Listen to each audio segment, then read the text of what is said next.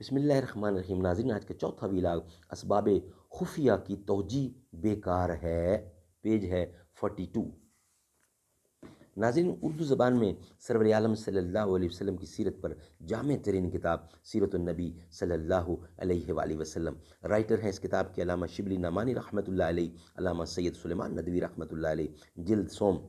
بسم اللہ الرحمن الرحیم۔ الحمد للہ رب العالمین والصلاة والسلام علی سید المرسلین وعلی آلہ واصحابہ اجمعین۔ بے خودی بے سبب نہیں غالب، کچھ تو ہے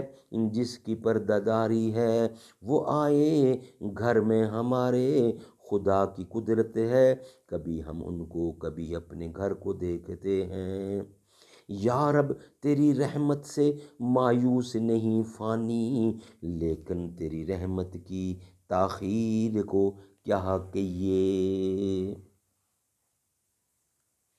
اسباب خفیہ کی توجیہ بیکار ہے۔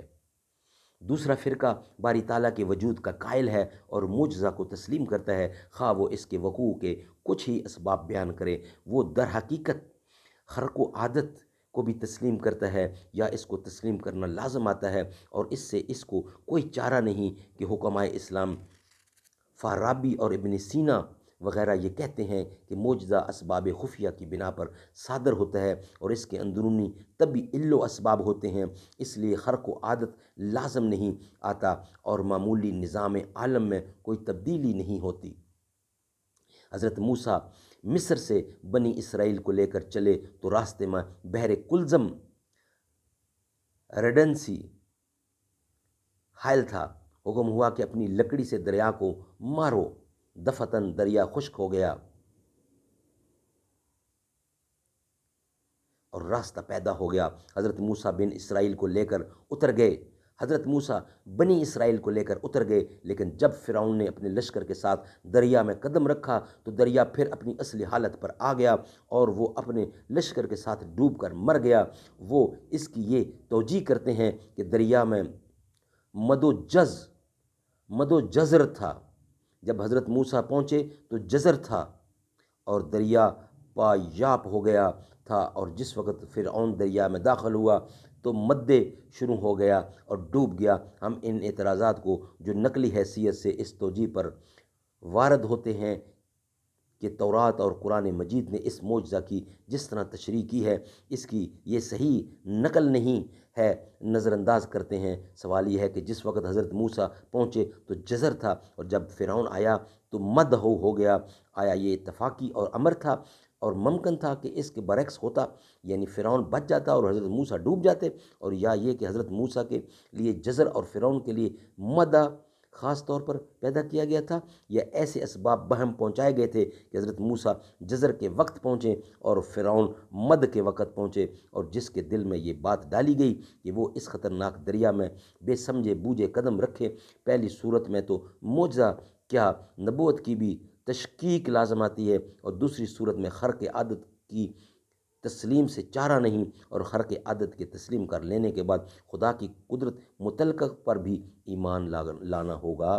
ناظرین، آج کے 4 ویلاگ کمپلیٹ ہوئے، انشاءاللہ آپ سے ملاقات ہوگی 5ویں ویلاگ کے ساتھ۔ نبی کا لب پر جو ذکر ہے بے مثال آیا کمال آیا، جو ہجر طیبہ میں یاد بن کر